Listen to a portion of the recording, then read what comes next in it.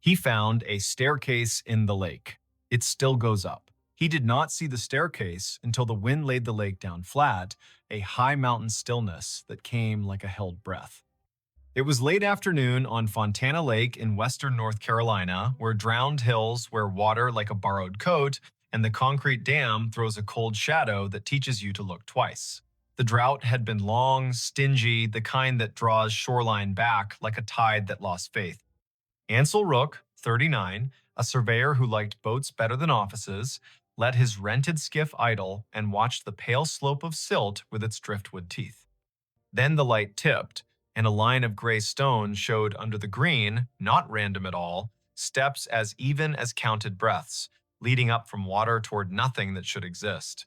Before we begin, tell me, where are you listening from, and what time is it there? That October, 2022, the Smokies stood sharp against a sky the color of rinsed linen. The air smelled of leaf duff and gasoline and the faraway tang of rain that was always a rumor this year and rarely a fact. Ansel had driven out from Bryson City after lunch with a paper cup of coffee and a coil of measuring tape because the county had asked for photos of exposed foundations along the North Shore. The maps they kept were honest but out of date, and the lake was telling different stories every week. He wore a windbreaker the color of old blueberries, a hat with a frayed bill, and the face of a man who does not mind being alone if the work has edges. He cut the motor and drifted. The steps began in green water, a little deeper than a tall man's reach, the lake clear enough in that pocket to show the top 3 treads before light blurred into bottle glass. They continued above the surface, slick with algae at the line where water had been yesterday, then dry, then dusty, another dozen risers marching toward a slash of bank where saplings clawed at loose dirt. There was no porch, no house, no landing where a hand might reach for a knob, just a staircase that went up and then kept going as if the air were a hallway no one had told it how to be. Ansel nosed the bow toward the steps and let the skiff kiss the lowest dry riser. The hull made a hollow sound he heard in his knees. He stood, tested his balance, and stepped onto the first stone. It held. He took another. The risers were a hair shorter than modern code, built for legs from a different century. He climbed 10, then 11, then 12, a little more than a story, in a house that had learned to take weather as a sermon. He stopped where the steps met an absence and laid his hand on the sidewall that ran up either side like bones. Mortared fieldstone, careful work, the kind that starts with winter in mind. He looked back. The lake held his boat like a hand holds a toy. The dam stood off to the west, all angles and utility, its face unreadable. A loon called once far out, the syllable slanted and old. The stare made no answer, and that felt like an answer. He took out his phone. No signal, which is how stories get their chances. He knelt and ran his fingers over scrape marks in the treads where feet had once taught stone to be polite. He brushed silt from a riser with the cuff of his jacket and uncovered a line of letters someone had cut with a chisel and a spare hour. Willow Gap. The name felt right in the mouth. The steps had belonged to a place on a hillside that no longer agreed to exist. A truck rumbled on the scenic road above the tree line, then faded. Ansel stood. He is not a dramatic man, not a man who says the word haunted when the word history will do, but he felt a little movement in his scalp when his boot tried the next tread up and met nothing it could trust. He lifted his foot and set it again, and the soul found purchase on air as if stone continued in a material too stubborn for his eyes. He could feel something there, a resistance like the way a field of grass resists when you try to step through a place where deer have passed and the stems remember. He pressed. His weight held. He let it go and stepped back, heart knocking once, but not twice. He stood on the stair where real ended and whatever else began. The lake lapped below, measuring the hull against rock. A red maple leaf came down with dignity, landed on the 7th riser, and considered the long work of becoming loam. Ansel took a breath. He is a man who trusts second looks. He took one. The lake belonged to a body of stories people in Bryson City tell clean over pie. When the Tennessee Valley Authority flooded the valley to build the dam in the early 1940s, the town of Proctor had to move. Houses went down to foundations, barns left prints in the earth like giant hands, cemeteries were dug up with care and moved with ceremony, and some say not everything went where it should. On low years, people found stairs and walls, school steps, a chimney with a name carved into a corner stone. On foolish years, people tried to steal the past, and the mud stole them instead. The county kept a list of places not to be brave. Ansel is not brave. He is patient. He walked back down to the skiff and dug out the coil of tape, a pencil, a stack of flagging ribbon. He thought of calling the park office and decided instead to take his measurements first and be useful with facts. He worked the way surveyors work, lengths and levels, muttering figures under his breath in a rhythm that kept the mind from dramatizing. He wrote Willow Gap on a page and underlined it softly with the pencil because the stone had asked. He measured tread depth, rise, total run to the bank, distance to the current water line, the angle of the bank above the last step. While he worked, a wind came from the east and pushed the surface into a skin. The steps looked less sure then. He set a small cloth bag at the foot of the first dry riser, full of pebbles and a coil of bright ribbon, because people in the mountains know that small offerings are not foolish if they help you think straight. Halfway through, he heard a bicycle bell, clear, bright, a single ring. He straightened. The sound did not belong to a road. It had the roundness of a thing sounded in an open room. He turned his head the way animals do when they want to aim an ear. The bell came again, faint, then a child's voice without words, the way children announce themselves to their own day. The air held it and gave it back. Then nothing. He called out a simple hello. The sound folded into the trees and did not return. He is not the kind of man who says names into a lake, so he went back to his numbers and let the bell be a sound that remembered and moved on. At sunset, he drove back to town. He did not mention the staircase at the diner because new stories grow better if you give them a night to decide their shape. He took his notes to the tiny desk in his rental and drew the thing. He wrote in the margin a line that was not part of any job he had ever been paid to do. The stair goes up past stone. The next morning, the lake wore a fog that fell in slow exhalations from the coves. He put the skiff in early, coffee in a thermos that had learned to keep secrets. The staircase waited. He climbed to the place where his boot had found air the day before. He lifted his foot and pressed again and met the same soft resistance, like cloth pulled tight across a doorway. The fog gathered and thinned. The lake stretched one slow muscle. He set his palm out where a banister would be if someone had considered such things. His fingers tingled with the small current that passes through the body at the exact moment a man tells himself he will try something and believes himself. He raised his knee and stepped onto what was not there. The foot held. He set the other. He stood an inch above the last stone and felt a dizzy smile crawl across his face as if he had been younger once and forgotten how to be. He took another.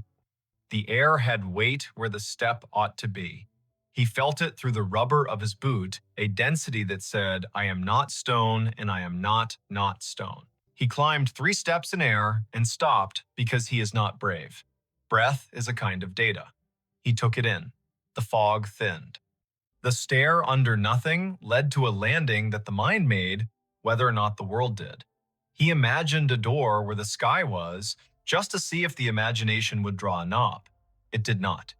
He stepped back, down onto the good stone, and laughed once, quietly, pointedly, the way you tell yourself you are still a person whose days have jobs in them. On the 3rd day, he brought someone. Ansel is careful about who he invites into something he cannot name. He called Lucienne Pike, 61, who ran the little historical society in town with the energy of a river in March.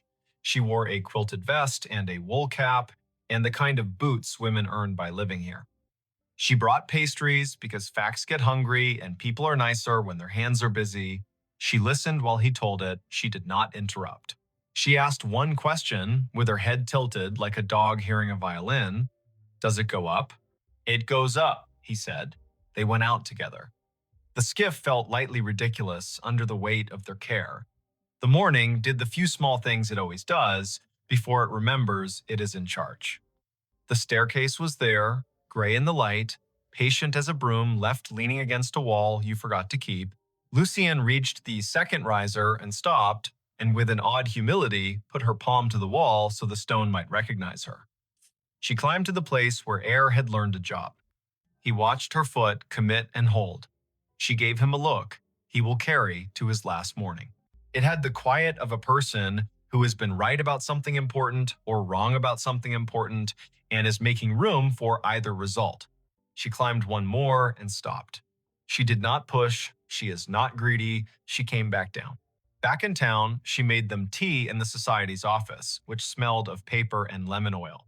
She opened a ledger that had belonged to a church over the ridge that no longer stood. She turned pages until the binding sighed and laid flat, and then she tapped a finger next to a line written in a hand that had cared very much about straightness. Willow Gap Homestead, Brysonside. Stair and porch built by M. Garvey, 1931. Stepstones gifted by Applin sisters. She traced the names like a kind of blessing. People give names so the ground will keep them without bitterness, she said. Ansel told her about the bicycle bell, about the child voice that had no words. She nodded once, an economy that could hold an encyclopedia behind it.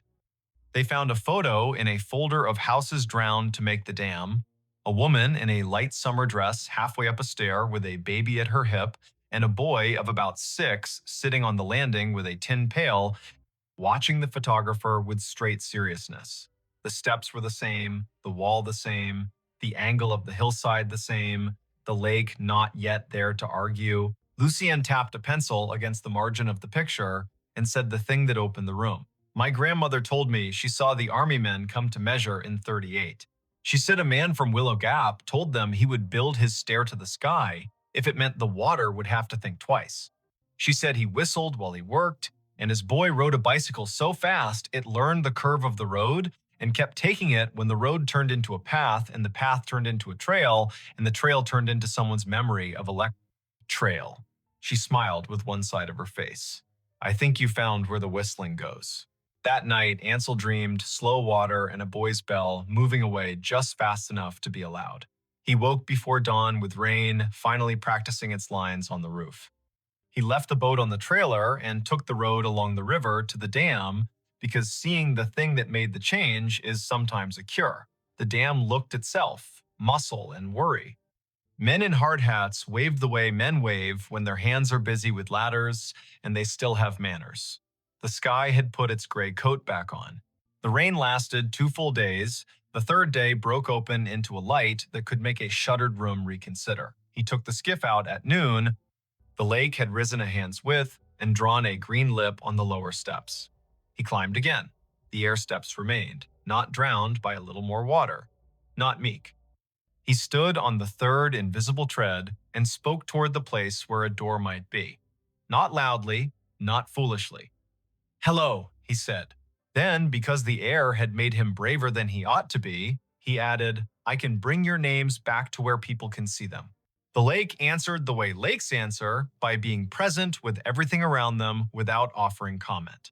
He sat on the 4th stone step and ate the pastry Lucienne had tucked into his pocket as if she had known he would forget to eat. He tried the air with his palm again and felt, for just a fraction of heart rhythm, a shape moved across it that was not his hand at all. The story traveled the way stories travel when they are useful. Not online, not yet.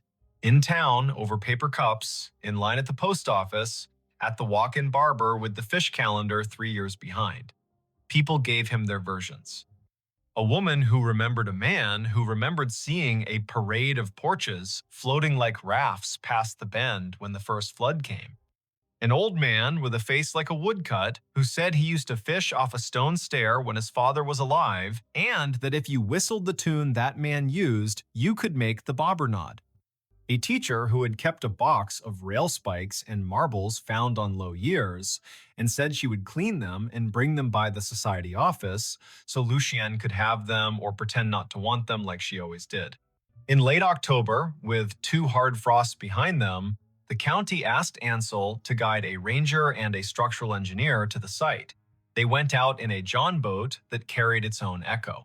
The ranger was a woman named Haynes who wore the park's green like a promise and carried the weight of a radio the way people carry their father's ideas. The engineer was a man with a gentle way of touching old things before speaking ill of them. They stood on the fifth stone step and looked up the ladder of air and did not mock it. The ranger wrote in a book. The engineer crouched and set a level on the second tread and laughed once softly when the bubble centered itself as if the past knew about precision. Haynes asked the question, stories have to survive. Is it dangerous? Ansel shrugged in a way that held 3 chapters. It is dangerous the way memory is dangerous, he said. It makes people want to keep climbing. It is dangerous the way stairs are when you forget you have a body with limits. It is not dangerous the way an alligator is or a bar fight. They set 3 stakes in the bank and tied flagging ribbon between, a line that told people who had to approach that someone else had been wise before them. Haynes asked for a sign, the simple kind that reads caution and does not attempt poetry. Ansel offered to come and keep an eye some afternoons when he had work nearby. She wrote his cell number in her book and tucked the pencil behind her ear in a way his mother would have liked. In early November, a fog rolled in low and forgot to leave. The lake became a page erased and written over, erased again. School buses turned their lights on at noon. The mountain that wears the dam as a decoration hid its fine line. Ansel kept away because the fog makes men do things they forgive themselves for later, and a man ought to reduce his opportunities for forgiveness if he can. On the first clear morning after, he went out early and found 2 objects on the 4th stone step that could not have gotten there by falling. A bicycle bell, rusted but round, the striker frozen in a kind of kindness, and a tin pail, the exact wrong size for anything useful, dented where a boy might have clapped it to make the sound bigger. He touched neither. He sat down. He greeted them with his breath in line, the way you greet animals that have decided to be near you. At 10, Lucien arrived with a thermos and 2 paper cups and the sort of force field that keeps good men from doing dumb things for no reason. She looked at the bell and the pail and did not pretend not to see them. She took photos that did not flatter the light and said the names in the ledger once. Lowe, Garvey, Applin, Willow Gap. She did not say a boy, she did not say a child. She put her hand on the sidewall and looked up the line of air with the plain candor of someone who has shored up more shelves than emotions and understands both. You can coax a story, she said, but not yank it. Take the bell to town. Leave the pail here for another day. We will see what the lake thinks of compromise. He took the bell gently, wrapped it in a handkerchief he had never found much use for before, and pocketed it like a chosen stone. Back at the office, Lucien set it next to a photograph and a typed card. Bicycle bell recovered from Willow Gap Stair, fall of 22, likely pre-flood artifact. On the card, a second line in pencil for people who read too fast. The stair goes up. In the second week of December, with the mountains blue as a bruise and the wind deciding to be cruel to make up for lost time, Ansel went out one last day before the holidays. He brought a crowbar because he had promised himself he would not bring a crowbar until the story invited one. He did not need it. The pail had sat, then vanished, then returned, then sat again with a rock in it a little smaller than a fist. He took the rock out and saw in the bottom of the pail, scratched by some patient hand or the work of a nail held at an angle, 3 words. Open in summer. He laughed out loud then. So loudly, a pair of ducks took off in a panic and told other ducks about him for an hour. He looked up at the sky, which had forgotten him to tend to larger business. He put the pail back on the step. He told it, with what dignity he could muster, that he would. Winter happened the way winter happens down there. One day, the lake wore a shell of rime like a dare. The next day, it rained hard as coins. Ansel worked a road job in the next county and came home tired to soup and a radio with the news that would not stop wishing it were better. He sent Lucien postcards from 2 counties over with sketches of culverts no one needed, and she mailed him back photocopies of ledger pages with red pencil underlines that made more sense than his own arrows. By late June, the water had climbed enough to lick at the 3rd riser and cover the 1st. The air above the invisible steps still felt like fabric pulled tight by a careful hand. School let out, and visitors came with coolers and the need to float and forget. Haynes put the sign back up twice. Ansel sat on the eighth stone step more than once and told people kindly that there was nothing up there for them unless they had time to spare and patience to listen. A few listened, most did not. No one fell, which felt like a policy. On a hot Monday, when thunderheads built tall and polite to the south and forgot to arrive, he took the pail and set it in his lap and used the crowbar not as a pry, but as a weight. He eased the thin tin sides apart where they had been pinched back over the lip like a secret. Inside, he found folded oilcloth, soft as a worn glove. Inside that, a photograph no larger than his palm, and a strip of paper with a line that looked like a prayer until he read it, and it felt like a list. The photograph showed the stair as it had been before the lake, the woman in summer dress and the baby at her hip, and the boy with the pail, sitting with a seriousness that has no word in English. The man who must be M. Garvey stood 2 steps down, hat in hand, as if introducing the stairs to whoever had the camera. Behind them, the ridge wore its trees in a confidence the mountains teach. On the back, in careful letters, someone had written, "So you remember how we looked when the water was a rumor." The strip of paper held one long sentence. When they came with clipboards, he whistled the tune about willow leaves and said he'd build the stair to the sky because steps are a kind of truth and the water would have to climb over the truth if it wanted to drown the house. There were names then, 3, the kind that drop out of families and get picked up by strangers who treat them right. He folded the strip back into the oilcloth and put all of it into the pail and set it on the step because the story belonged to the stair more than it belonged to him. In August, a lightning storm chewed on the dam and left it as it had found it. In September, a girl with a blue braid and a polka dot dress climbed the real stone steps and stood at the place where air did its work and played a penny whistle softly, 3 notes, and then a run. Her grandmother sat on the second step and wiped her cheeks with a tissue she pretended was for sweat. Lucienne watched from the bank with a composure she had purchased fairly over years of deciding when to speak and when to file. Haynes wrote a note in her book that read in an unsentimental hand, "Leave space here." The last time Ansel went before the rains came back for real, he climbed onto the 3rd invisible tread and set his palm out at the height of a child's head. He did not feel breath. He felt pressure. A small, exact pressure like the world confirming a measurement you would have sworn was off by just enough to drive you mad. He closed his eyes and saw the boy on the landing with the pail and the bell. He saw a woman take the last 2 steps at a practical pace, baby on hip. He saw a man look out at a hillside that had just become a lake and refuse to let the stair be anything but stairs. He opened his eyes, and the lake went on being a lake. There is not a larger lesson he can give you from this, except the one he wrote in the margin of his notebook after the 2nd week, a sentence he did not quite understand then and understands in the small of his back now. Not everything drowned. Some things learn to keep their shape in the air and wait for your foot. If you go to Fontana when the water is down and the wind minds its manners, you can find the stair if you ask the right person and you promise not to hurry. It will be there the way durable things are there, honest about their age, unwilling to entertain your stunts. You can put your boot on the 3rd step and feel something that does not owe you an explanation hold you anyway. You can look up at the sky and decide there is a door or decide there isn't, and the stair will permit either decision. You can listen for a bicycle bell and you may hear a loon instead, and that will be enough. If you tell the story afterward, tell it the way lakes prefer, with pauses, with dates spoken out loud so the years remember they are not just numbers, with names because names weigh the right things down. Say Willow Gap, say Garvey, say Applin, say a boy, though the paper does not give him to you.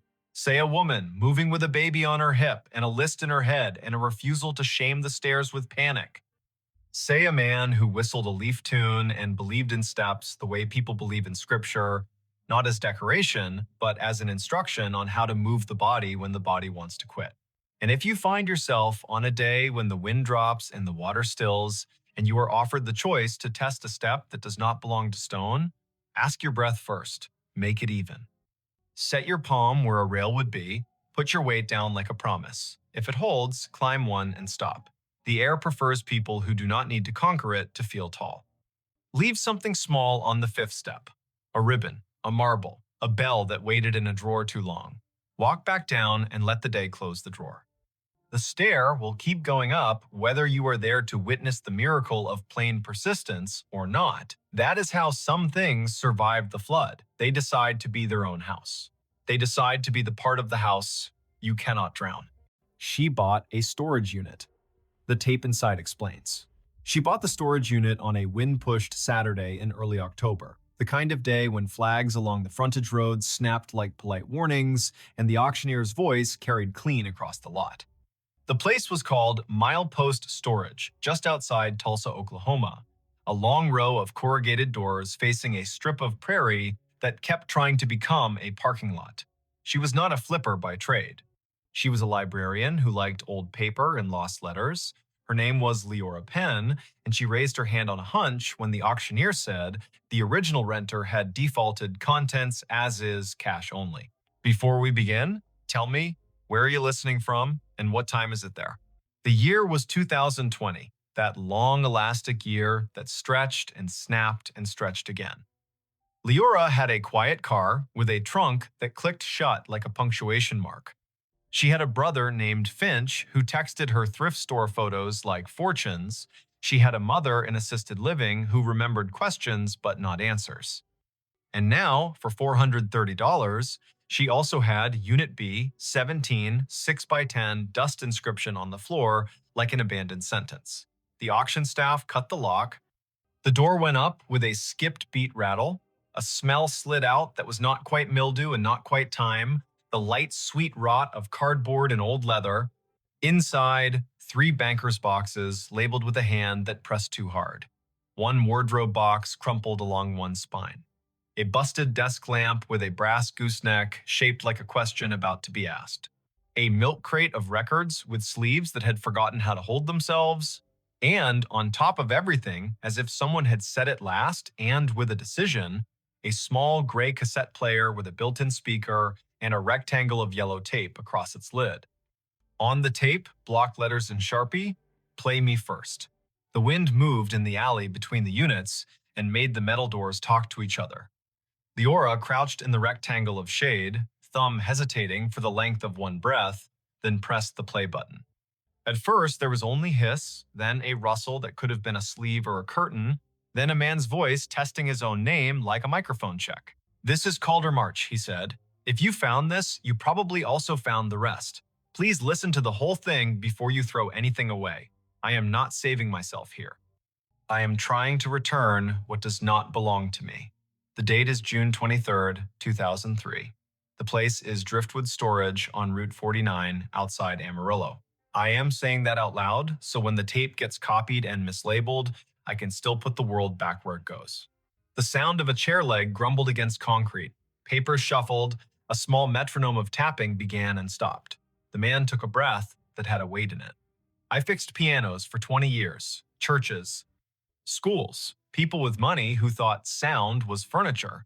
In '97, I started keeping a log of every instrument that had a story stuck in it. By story, I mean the thing you hear when the room gets quiet and the wood remembers. Don't roll your eyes. If you have never heard cedar explain itself at midnight, that is not my fault.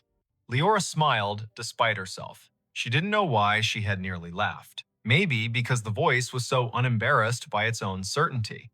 She adjusted the little volume wheel, the speaker fuzzed, then settled.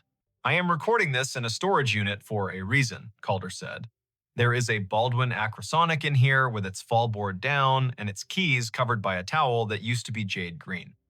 On top of it is a shoebox with the words 'Keep for Jaspers' written in pencil. I took that box from a house that was being cleared in a hurry. I told myself I was keeping it safe. I told myself I'd hand it back when the time was better. That was 8 years ago. The time never got better. It got brighter and louder, and then it got mean, and the box stayed under my bed like a small dog that thinks it has permission. Today, I am putting it where it belongs, which is somewhere a person can choose it or not choose it without me choosing for them." The tape clicked. He continued. "If you are Jaspers, or you loved one, or you know one, please keep what matters and toss the rest. Just know this first. The shoebox contains letters between 2 people who met at night school at Tulsa Community in 1974. Their names were Odell Frost and Evo Jaspers. He was 20 and thought he was already late. She was 24 and tired in a way a person shouldn't be at 24. They wrote like the world was going to let them live wherever they set the words down. The letters stopped just before Christmas, 1976.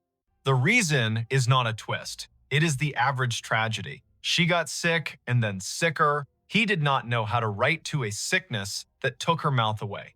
The last letter is his to her. He mailed it 3 days after the funeral. The envelope came back rubber-stamped, forwarding order expired. It sat in a house for 2 decades until I was tuning the family's Kimball, and they told me to set aside anything sentimental for the dumpster.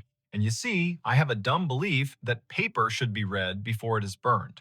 A gust pushed gravel down the row like a handful of beads. Leora paused the tape and looked into her unit, as if the boxes could confirm this story. She set the player on the wardrobe box and lifted the top of the nearest banker's box. Receipts. Polaroids with the color cooled to a vintage sadness. A folded travel map with lines drawn like veins between Amarillo and Tulsa. The milk crate of records gave up a Carole King sleeve, rumors with a coffee ring, a gospel record from a church in Sepulpa. The cassette player droned a faint motor whine as if it were eager to continue. She pressed play.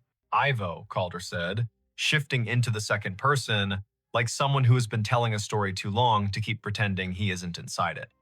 If you're listening, I kept something that was not mine because I thought the world would eat it. I am an idiot in exactly that way. I am also your accomplice now if you want me. In the bottom of the box, you'll find a tape that isn't this one. It is labeled December 27th, and you can guess the year. It is her, Odell. The last night, she felt up to getting her voice into a machine. She didn't tell you because she didn't think the machine could hold the shape she wanted to say to your face. I don't think machines can hold shapes either, but sometimes they keep the outline well enough that a person can fill it in. If you would rather not hear it, don't. Burn it and say a kind word and go make a sandwich. If you would, then sit and be ready to forgive yourself after. Whatever you do, don't listen driving. Ask me how I know. Leora's hands moved before her mind did. She slid the wardrobe box aside and hauled the banker's boxes out into the light. The tape ran. Calder cleared his throat once, then offered one last breadcrumb. I am going to leave this unit with rent paid for 6 months. I'm leaving the desk lamp that looks like it belonged to someone who wanted to read long after the room gave up. I am leaving the Baldwin cupboard, which is disrespectful to instruments and necessary for dust. If you are not Ivo or Kin and you opened this and felt a tug, maybe you are the kind of person who opens doors in museums you're not supposed to open. I can't stop you. But if you take the tape, take the box too. Stories get lonely if you split them. All right, that is me done. I'm going to label this Play Me First and lock up. I will drive to a diner where the coffee tastes like someone loved it an hour ago, and I will not look back. Good night. The tape wheezed to a stop and stayed there with its little spools paused, like eyes that had decided to blink and stuck. Leora ejected it. The cassette was the cheap clear kind with gray hubs, a bite taken out of one corner like a mark from a nervous jaw. She set it aside carefully and went to work on the shoebox in the bottom of the second banker's box. There it was, the penciled keep for Jaspers, in a hand that had tried to write neatly when it wanted to run. The lid resisted at first with that dry hiss cardboard makes when it has sealed to itself. She slid a fingernail under and lifted.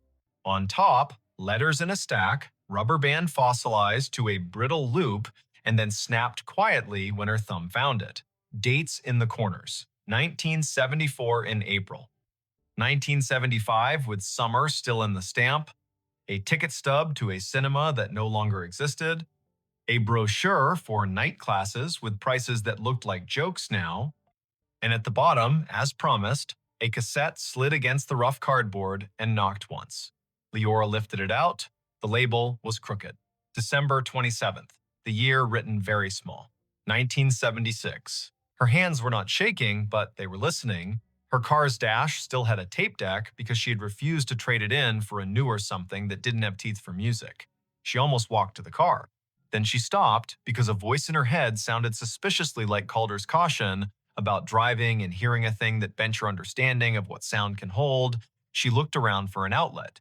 The storage office would have one, but the manager had retreated with his clipboard and his coffee to the room with the little TV. Leora picked up the cassette player. A miracle. It had batteries. She grinned at an object in 2020 that ran on forgiveness and double A's.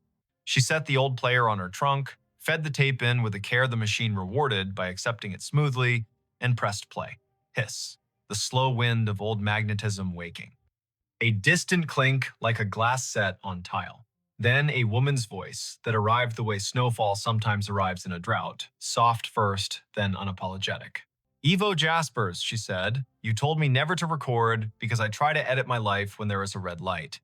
I am ignoring you because not everything we decide together should stay decided. It is the 27th. Christmas is done with me.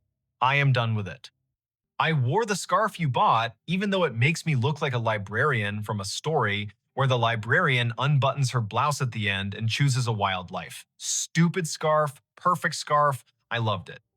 I am sitting at the kitchen table, and I can hear the refrigerator think, you always say refrigerators think too much, and look how the milk tastes of thinking. The voice was not shaky. It had the kind of steadiness that is not bravado, but a gift a person gives to the people listening. Odell breathed in as if drawing a line she wished were longer. I am not going to make it to spring, she said in the tone of someone admitting they are not going to make it to a movie on time. Nothing tragic in my voice, love. I am trying to keep the tragedy in my hands on this table. I want to put them down gently so they do not wake anyone. I am not afraid. That is not bravery. The body is tired, like a clock, that has been asked to keep time for a dance that went one song too long. What I am is greedy. I want more of you. I want to watch you learn how you stand when there is a child at your hip and a skillet on the stove and a song in your head. I want to hear your temper forgive your mouth. I want to finish organizing the Broken Spine novels at the bookstore, even though we both know I only work there to borrow sentences and put them back. But a person doesn't get to want and get in the same breath. Leora leaned against the car and closed her eyes for a count that surprised her with its length. The lot around her had its own noise, the rattle of a chain on a flagpole, a truck lugging in second, a crow that had lost its patience with something on the fence, but the voice made those sounds pat themselves on the head and promised to be quiet. You asked me once what I wanted you to do if I left first, Odell went on. I said remarry and be happy, because that is what you are supposed to say if you do not want to be accused of clutching. I have a different answer now, and I am allowed to revise because I am still here with breath in my pocket. I want you to put a box in a place where a stranger could find it, with instructions that say, take what you need. Not because I think romance belongs in thrift shops, but because the world seems to pass its tenderness along that way.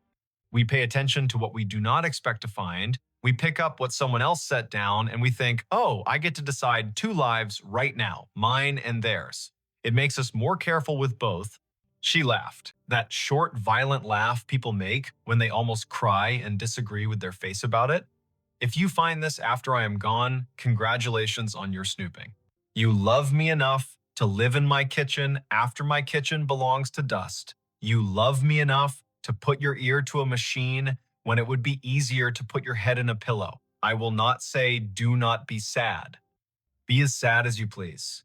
Be ridiculous with it for a while. Wear your sadness out like shoes on a long walk, and then when they have holes in them, throw them away and go barefoot for a month. But promise me you will buy new shoes when the weather turns.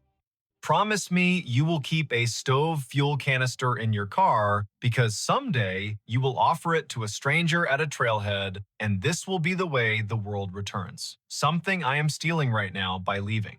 The tape made a small, warbly sound as the tension shifted, then continued. Listen to me bossing you around, Odell said, fond exasperation in the syllables. I am going to put this tape in a box with letters you never saw. You called me a magpie when we met, and look, all I have collected are words and ticket stubs. The letters are mostly me, because you hated writing on paper that did not have music staves, and you did not think words would stay put if they could not sit on bars. The last letter is yours.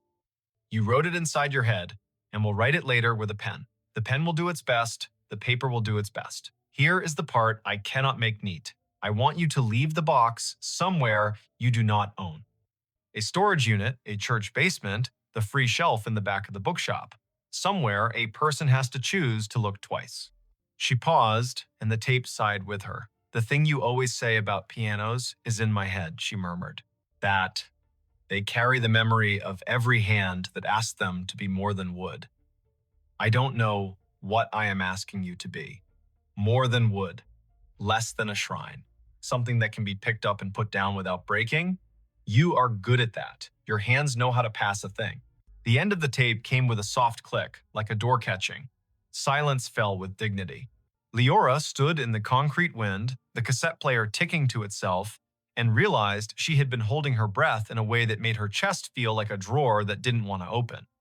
She exhaled and felt the world get its shape back around her. The storage yard's manager had wandered out to smoke and had stopped in the doorway, watching her kindly from behind his own weather. He raised his chin in that American way that means, do you need another person or should I go pretend not to see you? She shook her head and put her palm on the trunk as if the metal could read it. The letters in the shoebox were not neat. They were fierce. They were church and break room and bus stop and laundromat. They were written on grocery lists and margins of community college handouts and the backs of band flyers. They smelled like every hand that had held them, plus cedar dust and a sweetness that might have been someone's perfume from a life that had learned to be generous with its molecules. Leora read the first one standing there in the wind and then had the sense to stop. Some reading needs a table, a glass of water, and a chair that learned patience. She loaded the car with a librarian's Tetris, slid the cassette player into the passenger footwell where others might put a tiny dog, paid the auction manager who counted cash with a resigned gratitude, and drove to the house where nobody waited for her, the kind of vacancy that makes room for new things and also makes the old ones echo. Night arrived in the square way it arrives in October on the plains.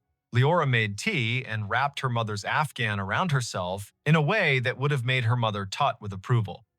She set the shoebox on the kitchen table and arranged the tapes and letters like she was about to catalog them and would not be punished if she took her time. She allowed herself 3 letters, then the rest tomorrow. It became 4, then 5, then midnight, then 1 in the morning with the lamp glass warm and the tea cold. Odell wrote like a sparrow sings, plain and suddenly cruel with truth. I have not learned how to trust a day that stays good, she wrote in early summer. And then, in late autumn, I am practicing believing you when you say soup counts as dinner. She wrote about the bookstore where old men argued kindly about baseball and pretended to forget to leave so they could be told to stay. She wrote about the night school classroom that smelled like pencils and tired.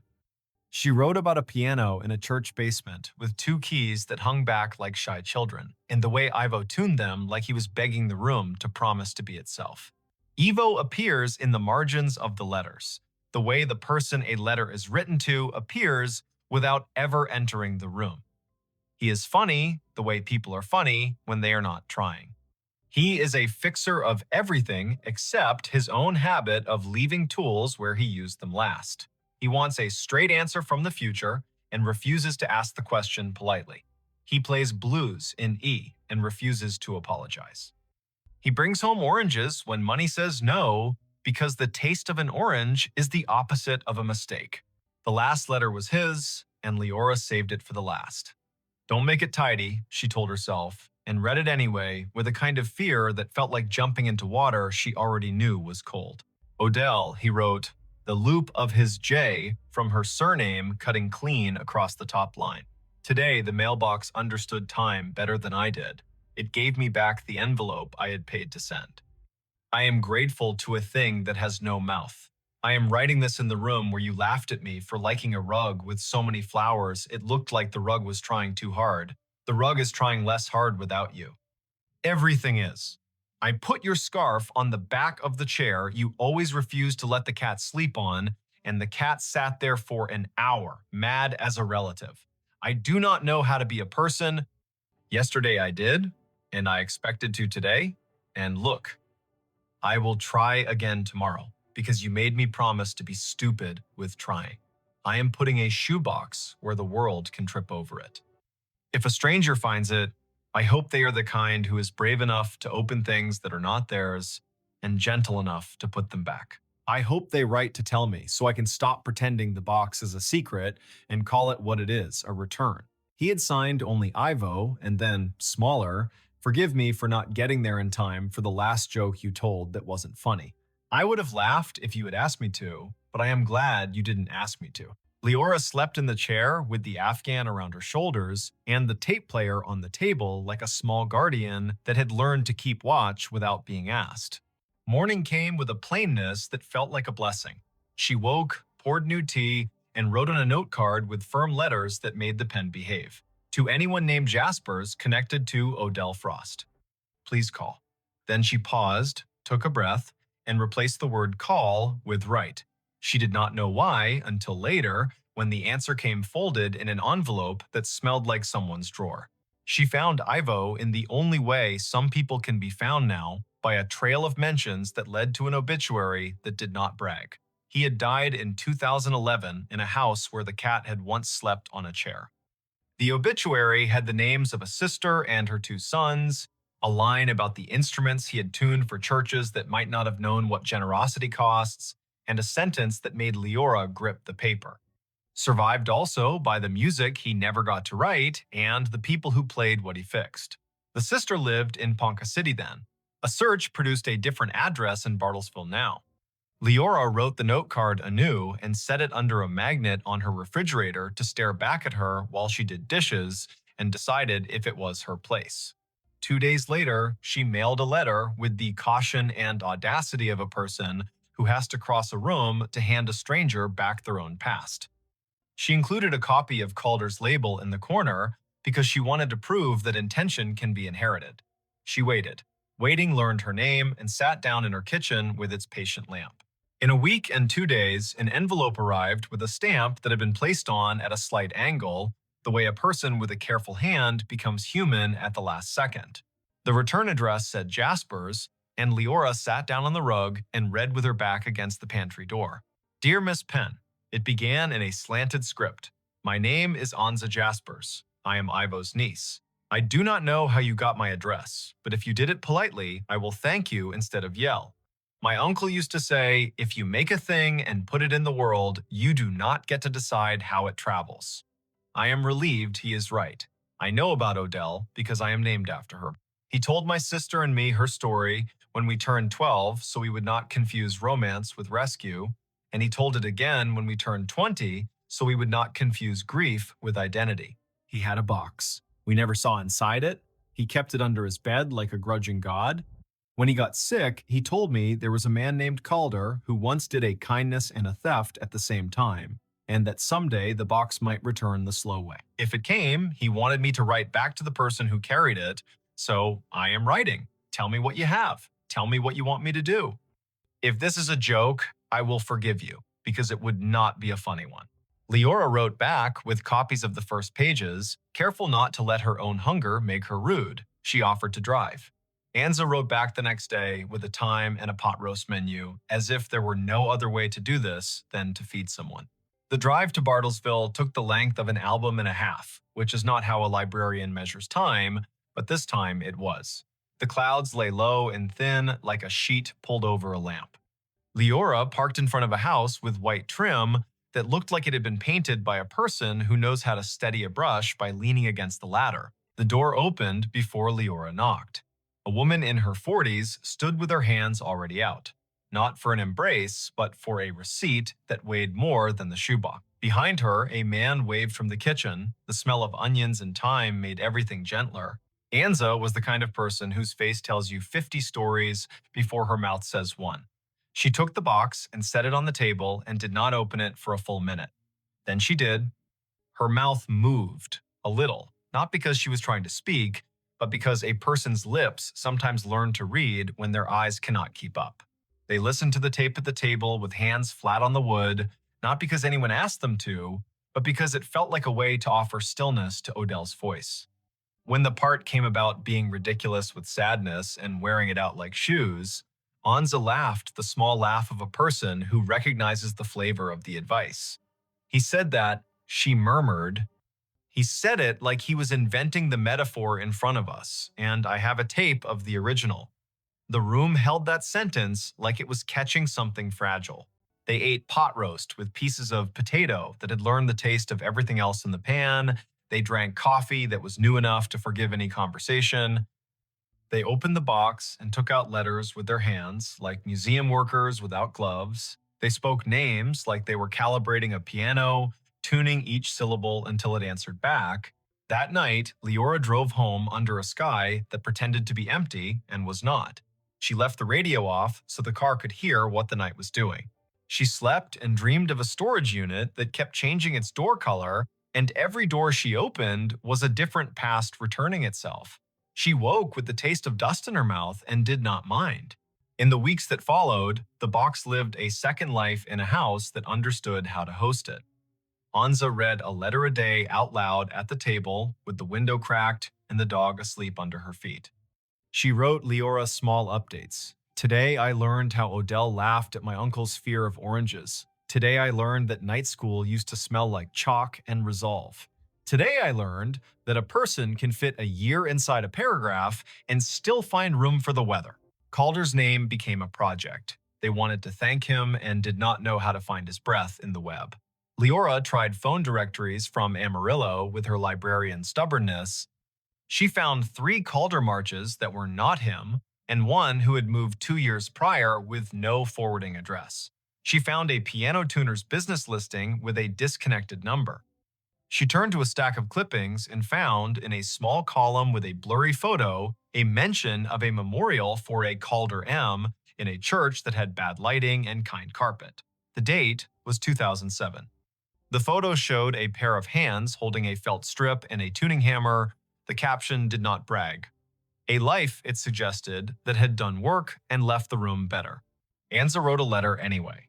She wrote it as if it were going to be read out loud to a person who could not afford to be bothered unless the bother was beautiful. She mailed it to the church. She mailed one to the storage facility in Amarillo in case anyone there had inherited the story.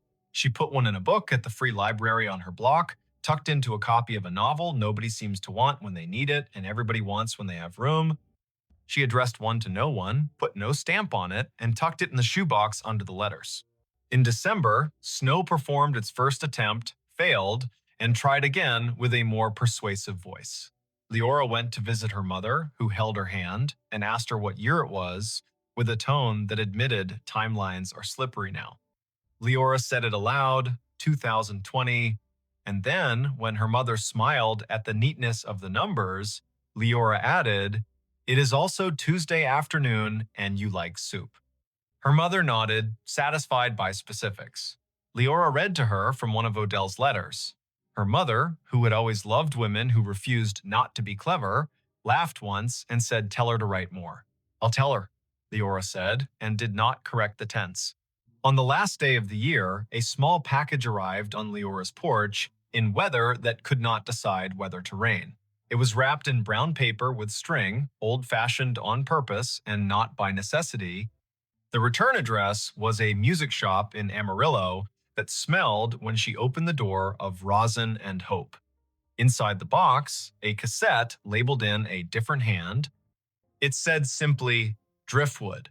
Then, a date in 2003. A note was tucked in. "You do not know me," it read. "I run the counter at the place where Calder used to buy strings cheap and swear under his breath that the new strings had no patience. We found this in a drawer where the receipts go to forget their names. He left it here the week the storage unit auctioned off his things. He told me to hold it for a person who would ask nicely. No one did. Maybe you are that person." She put the tape into the player with a care that made the table hear it. The hiss began like a tide. Calder's voice arrived. Older or tired, she couldn't tell. He spoke as if he had skipped the first parts he usually said because he felt he owed a different kind of sentence. If this is Leora, or Anza, or someone else kind who made room for a box to travel, listen. I wanted to write a clever instruction for how to put things back. I do not have one. The closest I have is this. When you find a story mid-sentence, do not add your name to the end like a signature. Put your name small in the margin as a witness. Then hand the page to the person whose life it is and let them choose their own pen. He laughed softly, like a man who had decided to stop scolding himself and was enjoying the quiet. The Baldwin in Unit B17 has a hairline crack in the bridge that will not keep it from speaking if someone loves it anyway. Pianos are like that. People are like that. You will think you have to fix the crack to deserve the music. You do not. You will think the crack is the point. It is not. The point is that the thing still says what it came to say. The tape ended without drama. Leora sat in her kitchen with the shoebox open and the lights soft and the winter outside, pretending it would not ask for more heat. She took out Odell's last tape and listened again, not to study, but to keep a promise to let a voice use the room. She held the letters that had traveled across years, and storage fees and dust and a man's guilt. She smiled down a hallway of time toward a piano she would never see. In February, Anza sent a photo. It was the Baldwin, its towel folded and placed properly, its fallboard up, a vase of eucalyptus on the far end because some leaves talk quieter and longer than flowers. The caption said, "It holds tune better than it should." Anto would have called that grace. The next photo was a child's hand, Anza's daughter, pressing middle C like a doorbell. The next, a dog asleep under the bench. Spring learned its way up from the soil. Leora took the empty cardboard from her unit to the paper recycling, and the man there told her his mother had kept a box of napkins with love notes on them that the family found when the house had to forget them. People put thoughts anywhere, he said, and laughed a little as if proud of humanity's mess. She kept the cassette player. She kept the first tape that said, "Play me first," and the second that said December 27th because some objects become addresses. She kept a copy of one letter that had a sentence she recited on days when the library had more books than hands and more requests than hours. The sentence was Odell's, and it said, "I do not write to be wise. I write to leave a door open in case someone needed that exact door today." On a June morning with thunder stacked like books no one had time to read, Leora pulled into milepost storage for the last time. She slid her unit door up, empty, except for the desk lamp that curved its brass neck, and asked if she was sure. She plugged it in and turned it on, and the light made a small pool on the concrete like a confession. She left it on for a minute because objects appreciate ceremony even when they pretend not to. Then she turned it off, marked the unit clean on the clipboard with a pen attached by a chain, and dropped the key into a mouth that had swallowed thousands before.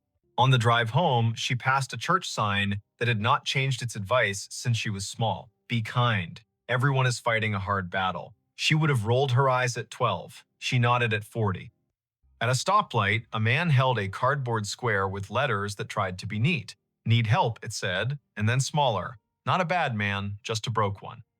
She handed him the rest of her change, and a bottle of water she had known would be asked of her eventually. His thank you had the shape of a person accustomed to sudden doors. Years later, when her mother's memory folded itself like a map and slipped into a drawer that did not belong to any room, Leora took the box of letters to the assisted living and read them aloud on Tuesdays. Not all of them. Some are private and stayed private. Enough that a circle of women who had once been harsher with themselves than they deserved sat a little easier in their chairs and made the kinds of noises women make when a sentence lands where the body keeps its truest things. One afternoon, a woman who seldom spoke said softly, "Put a box in a place where a stranger could find it," and then laughed like a girl about to run. If you are listening to this story, there is probably a door near you. A cupboard, a glove compartment, a drawer that has learned patience by becoming cluttered. Somewhere in your town, there is a shelf where someone has left what they could not keep, and someone else will take what they did not know they needed. If you have a tape player, wind a tape with your finger and feel the old physics still answer. If you only have your voice, use it in a room at 2 in the morning and see if the wood answers. If you have a box, consider putting it where a stranger could find it. Write on the lid in pencil so the world knows it can edit. There was no twist here. No ghost in the unit except the ordinary one that lives in paper and insists on teaching us how to carry each other a little farther down the hall. The man who took what was not his did not profit. He apologized. The woman who wrote did not survive long enough to call it a memoir. She survived long enough to call it a door. The man who loved her grew old and kept tune. The people who came after learned the shape of falling in love with strangers and the more difficult shape of giving the thing back. And so, if it is late where you are and the house has stopped making its usual noises, pour water into a glass and notice the sound it makes when it hits the bottom, hollow turning to full. Think of a box under a bed. Think of a storage unit with a label you can't resist. Think of a piano with a hairline crack that still sings like itself.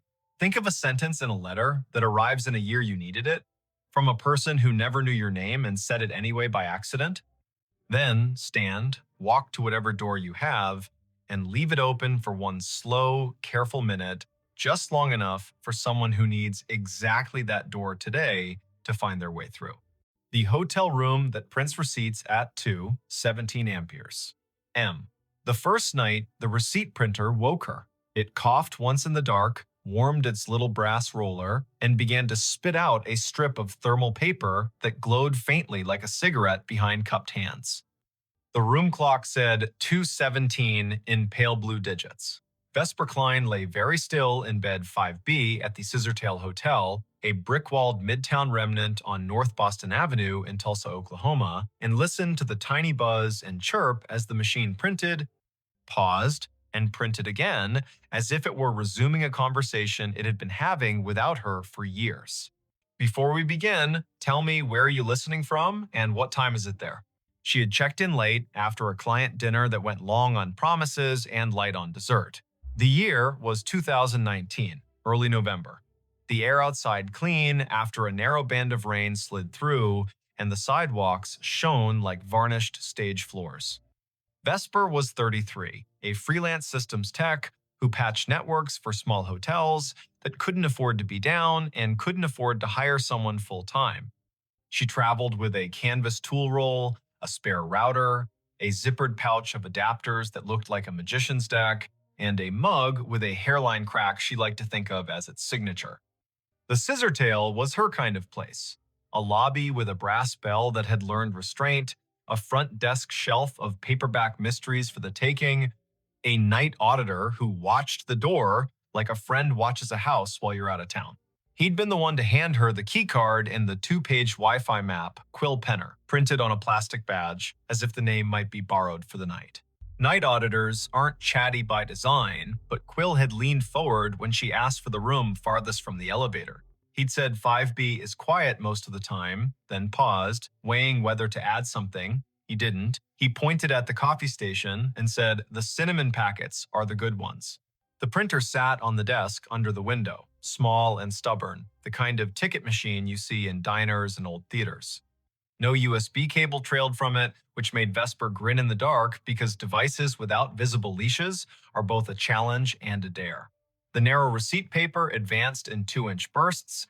The room smelled faintly of dust and citrus, the ghost of cleaning solution, and something else warm plastic maybe, or the metallic tang of heat on a coil. She slid out of bed, toes finding the rug, shoulders remembering every winter morning she had reached for her hoodie before her thoughts. The window showed a slice of downtown in sodium yellow, a parked truck with a tarp that breathed a little in the wind, a streetlight haloed just enough to be kind. She stood over the printer and watched it work. The top of the fresh strip read guest ledger at the margin, then a line of text that made her blink. Check-in, Harlan Row, rate $14.50, room 5B arrival, the 12th of October, 1958, comments, 2 pillows only. The paper was unbrowned, the font bold. She knew thermal stock fades to beige with sunlight, goes blotchy with time, and curls if you leave it near a vent. This looked new, but the data was from a year you had to say out loud to make it believable. The printer hummed again and produced another line. Check-in, Odetta Meyer. Rate, $12. Room, 5B. Arrival, the 4th of May, 1957. Comments, traveling with songbooks. She tore the strip and laid it flat on the desk, then pressed a finger to the cool plastic of the printer, as if touch might confess what the eye couldn't. The machine did not shake. It simply waited, polite as a clerk, with more to say. At 2:23, it stopped. A little green light near its only button winked twice like a made-up code. Vesper set the paper on a coaster, lay back down, and stared at the ceiling where the streetlight's slatted glow made a grid like a rehearsal. In 2 minutes, the heater clicked, the mini fridge answered with its own throat clearing, and her body did the sensible thing it does when a problem cannot be solved and the hour is improper, it slept. Daylight always rationalizes the night. Vesper showered, dressed, and went downstairs with questions arranged in her mouth as if they were items on a parts list. Quill stood behind the desk with a pen balanced across his knuckles like a small seesaw. Room 5, B printed receipts at 217, she said, like a person reporting a minor plumbing miracle. She slid the strip across. He read it, eyes moving left to right once, then again slower. He did not touch the paper, as if touching would make him complicit in whatever time wanted. He leaned in. You know how old buildings have old anchor points. You hang a new painting, but the wall still remembers the nail. He lowered his voice. That room was a manager's office back when this place was the Francis Motor Lodge. They kept the ledger in there, typed out receipts on a half-width machine bolted to the desk. At close, they printed a roll of check-ins for the night, tore it, and rubber-banded the strip to the hardback ledger. Quill tapped the counter. Once, twice. I've heard the story since I was a kid, but the machine in that room was long gone when the Scissortail bought the building. That, he nodded toward the strip, is a thermal ticket printer from the last decade. We put it in to spit bar tabs during wedding weekends. He smiled without humor. The bar's downstairs. He told her what he knew, which was more than most people get for free before 10 in the morning. 2 nights a month, irregular but stubborn, the printer in 5B came alive at 217 and printed names from when the room was an office, and the office took cash, and the cash came with a handshake, and sometimes a song. Housekeeping had tried unplugging it, but the little machine held on to its paper and its green light like a dog holds a ball. Engineering had replaced it with a new unit. The new unit learned the trick too, as if the wire in the wall had a voice. Once, a manager put the printer in another room. It printed in the other room. At 217, Vesper asked the question an auditor would ask, why 217? Quill lifted a shoulder. Night audit on the old system rolled at 2. The manager, a woman named Adelaine Merritt, he wrote in her diary, he gestured toward the wall where black and white photos of the old Francis hung in frames. The audit took 17 minutes most nights because the room charge calculation was slow. He winked, a habit to soften hard edges. That's what the Haunted History Tour says anyway. My grandmother worked housekeeping here in the 60s. She said Adelaine was the kind of woman who could silence a room by looking at a clock. Quill slid the strip back to Vesper.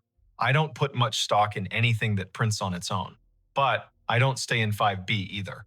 She laughed, but softly. I'm the right kind of superstitious, she said.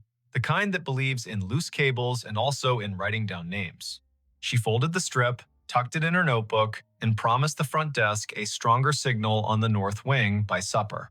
Work made the morning sensible. Vesper crawled into the equipment closet on 5, balanced her laptop on an inverted bucket, and watched packets move in tidy lines across her screen. The Scissortails network roamed like a polite guest slow if you needed it to be fast. Fast if you weren't asking. She pushed a firmware update, tuned channel widths, stood on a chair to re-angle a ceiling antenna the way you point your head to listen better. Lunch came from a food truck with a chalkboard menu and a line that made the air smell like cilantro and good intentions. She ate on the loading dock, the sun finding her cheekbones and telling her to stop worrying about things no one pays you to worry about. The second night, the printer coughed at 2:17 on the dot. The room's clock, which she had not trusted since it flashed 12:12 after she plugged her phone charger, matched her wristwatch exactly. The printed strip listed names, again, 5 this time, each with a rate that made the era plain. Miguel Corrado, Della and Sten Bay, Bellamy H. Cross, Traveling Sales, G. Whitlow. The comments field sometimes added a phrase that felt like a quotation. Traveling with songbooks, baby sleeps light, keep the radio low. She tore the strip and laid it beside the previous one.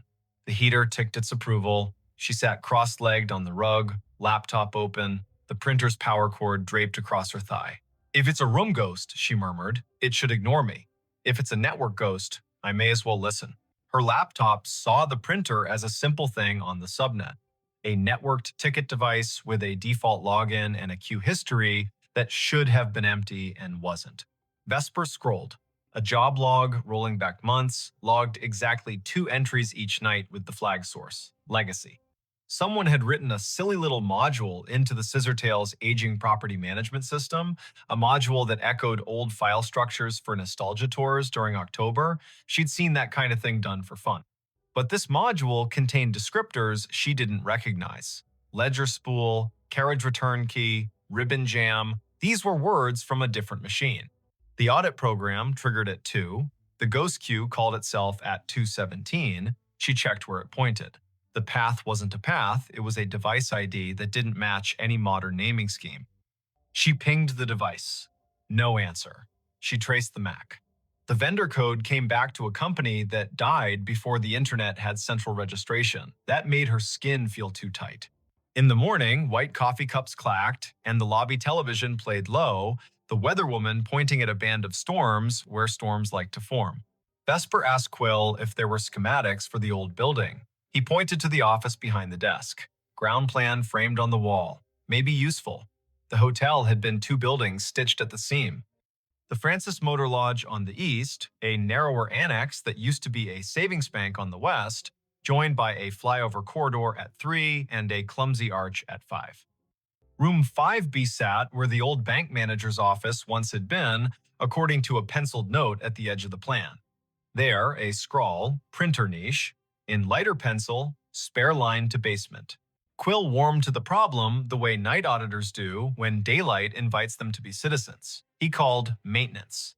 A man named Orson arrived in a polo with his name stitched in blue and a toolbox that had its own opinions. Together, they moved the desk in 5B 6 inches and then 3 and exposed a painted-over conduit hole at the baseboard with a thumb-width chase running down into the wall. Orson whistled between his teeth. That's no Romex. That's armored cable from a generation that believed steel could keep time. He tapped the baseboard with the handle of his screwdriver. It answered with the hollow ring of an old closet. In the basement, they found the closet where the spare line went to not exactly die. The air was colder down there, humid the way the past is humid. A metal cabinet stood against the wall, padlocked, a gray panel humming like a neighbor practicing scales. Orson tested the lock with a pick he swore he hadn't lost. The door swung open. Inside, another little printer sat, twin to the one upstairs, its power indicator dark, its paper roll neat as a submitted term paper. A thin cable ran from a bracket down into a conduit box with 2 stories to tell. One was modern CAT cable, patched to the Scissortails switch. The other looked like fabric-insulated wire on lead. Orson touched it with reverence and withdrew his hand. You shouldn't be alive, he murmured to the box. Then he turned to Vesper. Want me to pull the breaker for this room tonight at 2:15? See if it stops. She shook her head before she quite knew why. The motion felt rude. Let me listen once more, she said. Then, if it's a loop, we cut it. The 3rd night, nothing is supposed to happen. Patterns prefer 3 as a way to make you distrust them. Vesper made tea in the room kettle with the cinnamon packet Quill had sworn by. She texted her brother a photo of the printer and a caption that read, Haunted Bar Bill. And he sent back the shrug emoji that meant, I love you, but weirdness is your brand. At 2:17, the printer began, but this time the sound rode a breath of air cold enough to raise her arm's small hairs. She stood close enough for the paper to curl against her knuckles and read each line as it arrived. Check-in. Adelaine Merritt. Rate. Comp. Room. 5B. Arrival. The 12th of October, 1958. Comments. Night audit. She reached for the strip and her fingers trembled, mildly, like a person handed the microphone at a small funeral. The machine whirred without printing for a count of 6, then resumed, the font just a touch lighter. Check-in. Quince Palmer. Rate $9.50. Room 309. Arrival the 12th of October, 1958. Comments, meeting at dawn.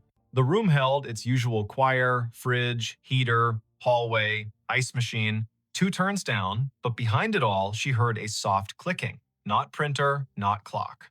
Keys. The slow press and release of typewriter keys. Somewhere not in the room and not far enough away. She froze. because freezing is a way of letting more senses work.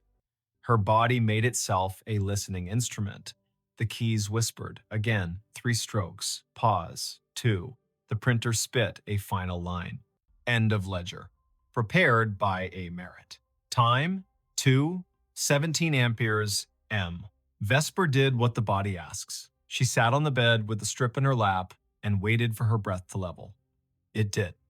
The heater ticked, the fridge purred, the typewriter stopped pretending, the sound folded itself up and slid under the door. She slept because being a person who works with systems means you've learned to stack your fear on a shelf when there's nothing urgent to do with it. Morning turned the printer into a device again. She took the strip down to the desk. Quill stared at the word comp and the name he had heard his grandmother say on summer porches when the heat wanted out of the day. He asked to borrow the strip to show his manager, a woman with the fast walk gait of someone who plans 2 days all the time. The manager's name was Letha Croft, and she looked at the strip like a problem that could be solved with a memo. She was polite and firm. "We have tours on Fridays for the people who want goosebumps," she said. "We prefer to keep the goosebumps from rewriting our Google reviews." Vesper smiled, a tight little smile that said, "I won't post, I don't do that work, I just want to know what the wire knows." Letha sighed. The Scissortail was a college internship that never ended for her. The building was her thesis. She pointed at the framed photo behind the desk. Adelaine Merritt, hair pinned like a decision, stood at a wooden desk the size of a Buick, hand on a ledger book, face turned to a camera that had learned to respect her. The caption read, "Francis Motor Lodge, C1959, Night Manager." Letha lowered her voice. Family lore says Adelaine died at her desk in 2003 after the building had been empty 6 years because she refused to move a box when the bank wanted it. The family had the key to the back door from the old days. She snuck in sometimes to straighten things that did not require her. A neighbor saw her light. By the time anyone checked, the coffee had gone cold and she'd written the date on a yellow legal pad with a line under it, like an anchor. I don't know if the story is true. I do know names have a way of using rooms until you say them out loud and then they rest. That afternoon, Vesper sat on the floor of 5B with her laptop and a coil of patience. She sniffed the packets between server and printer and saw the little ghost job present a string of bytes at 2 minutes past 2, announce itself as ready at 2:16, and request the queue at 2:17 with a line that included a date spelled in words, not numbers. October 12. She set a capture to record it tonight. She did not know what she would do with the proof, but the act of capturing felt like putting a box around a wild thing without requesting its death. The 4th night, she did not sleep. At 2:16, the room gathered itself. At 2:17, the printer began. The first name landed like a quiet gavel, Harlan Rowe. Again, as if the ledger wanted to list the set that belonged with the date, as if the building had a playlist for that night and needed it to end correctly. The second name, Odetta Meyer. The third, Quince Palmer. The machine word, then it printed a line that wasn't a line she understood. Checkout, A. Merritt. Time, 2, 17 amperes. M. Balance, $0. Drawer, locked. The room changed temperature by a needle's width. The way a body registers changes a thermostat does not. The typewriter sound returned, louder, as if the keys had moved closer, as if someone had rolled the desk chair to the doorway. Vesper stood. The bathroom light made a rectangle on the carpet. She turned it off and let the room be only the room. In the dark, a kind of courtesy arrived. She spoke to the space like a person speaks to a skittish animal. "I hear you," she said softly. "I see what you print. If you're finishing something, finish. If you need a witness, I'm here." The keys worked once, gently. The printer fed a final inch and stopped. The heater clicked off, as if called on. The fridge made a small, delighted sound, the way fridges do when they extract a victory from physics. Vesper lay down slowly, like a person trying not to wake a toddler, and watched the window make a square on the wall. She did not sleep much. She did not feel punished by that. On Friday, Quill called his grandmother. She came in with a smile that wore 80 years as if they were a favorite cardigan. Her name was Thalia Penner. She had hands that did hair buns right the first time and eyes that counted change without looking. She stood in 5B and curtsied to the air, lightly, like a joke only the past finds funny. She pointed at the baseboard where the printer niche had been long before this printer knew it was one. And she told a story the way people in the middle of the country tell them, in straight lines, with pauses for the parts that don't quite behave.